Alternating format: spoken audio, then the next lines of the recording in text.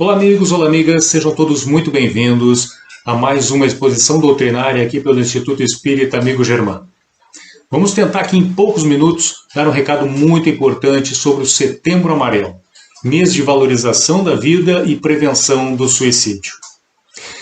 A OMS, a Organização Mundial da Saúde, nos fala que entre 800 mil e 1 milhão de casos acontecem todos os anos no mundo. No Brasil, é alguma coisa em torno de 12 a 15 mil ocorrências de suicídios por ano. Isso dá, no mundo, mais ou menos uma ocorrência a cada 38, 40 segundos. Ou seja, a própria OMS definiu isto como sendo um gravíssimo problema de saúde pública mundial. Ou poderíamos chamar também de uma pandemia. Nós, espíritas, que estamos começando a estudar, começando a entender a doutrina espírita, sabemos o quão dolorosa é a vida para quem decide abreviar a sua estada no planeta Terra. O quão difícil se torna a situação no lado de lá. Bem, poderíamos dizer que quem comete o ato é uma espécie de transgressor da lei divina da vida. Allan Kardec, no Livro dos Espíritos, questão 944, faz uma pergunta muito importante para a espiritualidade. O homem tem o direito de dispor da sua própria vida? Responde a espiritualidade superior que não. Somente Deus tem esse direito e o suicídio voluntário é, sim, uma transgressão da lei divina. O Cristo nos ensinou há 2000 anos que nenhuma ovelha se perderá. Ou seja, transferindo aqui para a nossa questão do Setembro Amarelo, podemos dizer que nenhum transgressor da lei divina se perderá. Nenhum irmão que cometeu o ato terrível, extremo do suicídio se perderá. Todos estão fadados à recuperação, à convalescência e ao atingimento de uma qualidade de vida mínima, saudável, importante. Então, é importante que jamais tenhamos em mente qualquer espécie de preconceito, de pré-juízo em relação a quem tenta ou quem conseguiu efetuar o ato de abreviar a própria vida. Precisamos, sim, e definitivamente, abraçar, acolher, atender, cuidar a quem estiver numa situação de risco, numa situação difícil em termos emocionais. Bem, com esses números que nós passamos aqui da pandemia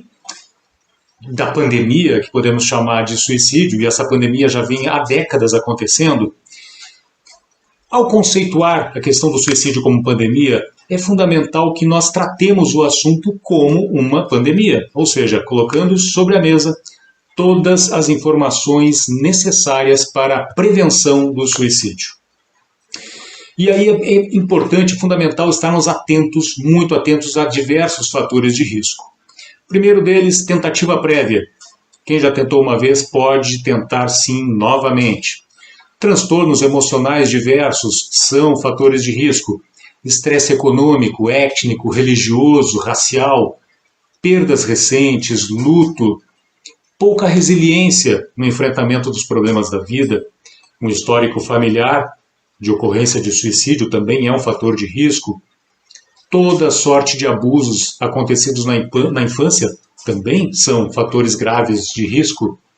O bullying, condições de saúde limitantes, uso e abuso de drogas lícitas ou ilícitas, automutilação, exposição excessiva às mídias, ao noticiário denso, negativo, principalmente que estamos vivendo nos tempos presentes.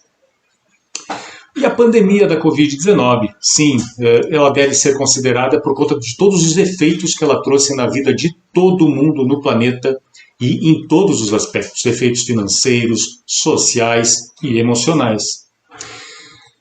Amigos, o opúsculo da FEB, chamado Em Defesa da Vida, Suicídio Não, assevera que outros fatores de risco, que resumem, de uma certa forma que já falamos, são cruciais na questão do suicídio. Por exemplo, materialismo severo, solidão, pobreza extrema, fanatismo religioso, negligência e abandono familiar, desesperança E trazendo a brasa para o legume assado aqui do movimento espírita, obsessão de espíritos. Sim, tem um fator, tem uma predominância muito importante na questão do suicídio. Então, caros amigos, caras amigas, tentando condensar aqui o que daria pano para manga para longos minutos para conversarmos a respeito, podemos partir já na sequência falando de ferramentas de vida. Verdadeiros instrumentos que nos permitem cruzar, enfrentar por qualquer problema que estejamos enfrentando, encarando nessa vida. E que sabemos todos, que estudamos minimamente a doutrina espírita, os problemas que enfrentamos nessa vida têm origem nesta própria existência, por conta de situações, de sementes que lançamos nessa própria vida atual, ou em existências anteriores. Seja onde for, esteja onde estiver a causa de nossos problemas, ferramentas de vida nos ajudarão e muito a seguir em frente, a evitar a todo custo a abreviação da vida, que é sim uma transgressão da lei divina. Orar, vigiar e buscar apoio, ferramenta de vida. Psicologia, psiquiatria, terapias alternativas. A ciência moderna está cheia de teorias, de métodos, de terapêuticas poderosas para nos ajudar. Filosofia prática, o estudo, o autoconhecimento, levado perseverantemente, diariamente, o atendimento leigo, entidades como o Centro de Valorização da Vida e outras tantas que prestam atendimento emocional 24 horas por dia.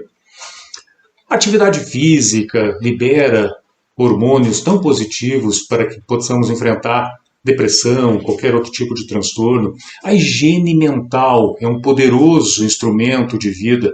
Meditação, prece, um exercício, um consumo de arte, de leitura edificantes, como bem diz Leon Denis na obra O Espiritismo na Arte, que nós já recomendamos aqui na dica de leitura do amigo Germano.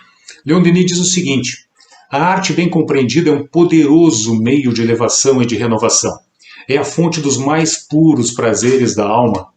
Ela embeleza a vida, sustenta e consola na provação e traça para o espírito antecipadamente as rotas do céu. Ou seja, todo santo dia nós fazemos a nossa higiene do corpo. Será que nós dedicamos o tempo mínimo necessário para a devida higiene mental? Isto é uma ferramenta de vida, uma ferramenta que nos garante saúde. Uma outra ferramenta importantíssima e poderosa é o voluntariado.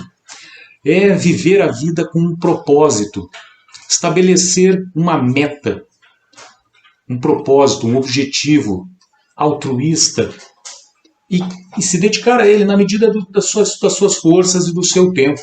Isso tem, meus amigos e minhas amigas, um caráter terapêutico poderoso. Eu falo voluntariado como ferramenta de vida, ou também poderia falar como um compromisso do plano reencarnatório. Afinal de contas, antes de reencarnarmos, nós assumimos diversas tarefas, diversos compromissos para esta existência e sabe-se lá se a questão do voluntariado, da entrega para o trabalho, um trabalho com propósito de ajudar o próximo, não está no nosso plano reencarnatório. Precisamos pensar nisso com muito carinho. Joana de Ângeles, na obra O Despertar do Espírito, dá um reforço nessa questão do voluntariado e das relações sociais como ferramenta de vida. O relacionamento social tem início, diz Joana, quando o ser humano compreende a estrutura de tudo quanto o cerca e deixa-se envolver pelo ambiente em que vive, tornando-se parte ativa do mesmo.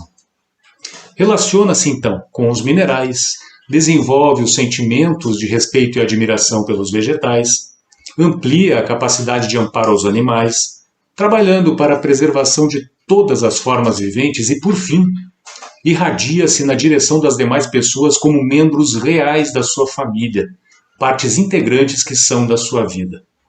Vejam então, amigos, como o exercício saudável do relacionamento social e também de uma entrega num trabalho altruísta, de um trabalho solidário, um trabalho de caráter voluntário, tem forças poderosas aí que nos ajudam no enfrentamento das encrencas da vida.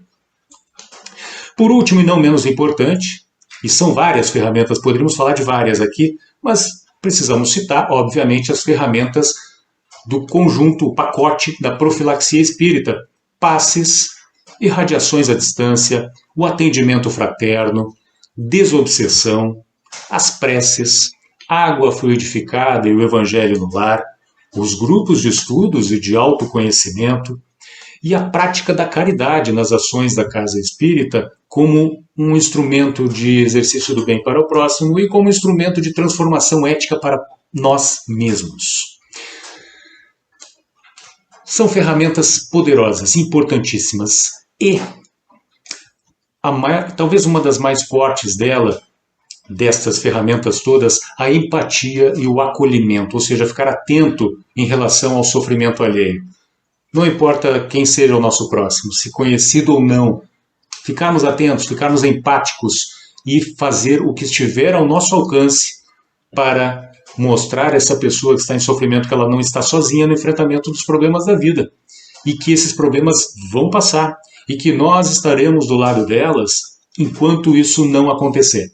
Não julgando, não dando receitas prontas, não cobrando situações, derrubando tabus importantes relacionados à questão do suicídio, como, por exemplo, depressão é algo da sua cabeça, você deve sair, abrir a janela, sair de casa, caminhar, trabalhar, viver a vida. Não, sem esse tipo de receitas.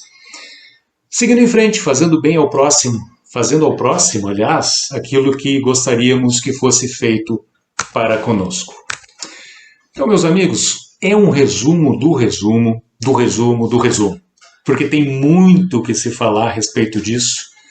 A doutrina espírita é riquíssima na questão da valorização da vida e na prevenção do suicídio. Poderíamos citar aqui André Trigueiro, Ivone do Amaral, enfim, o próprio Divaldo, Raul Teixeira, tantos outros, e o Kardec, a própria obra básica espírita, nesse sentido, para ganharmos conhecimento, ganharmos força e assim podermos efetivamente trabalhar pelo próximo. Trabalhar para reduzir esses números incríveis que a OMS nos apresenta e que são inaceitáveis.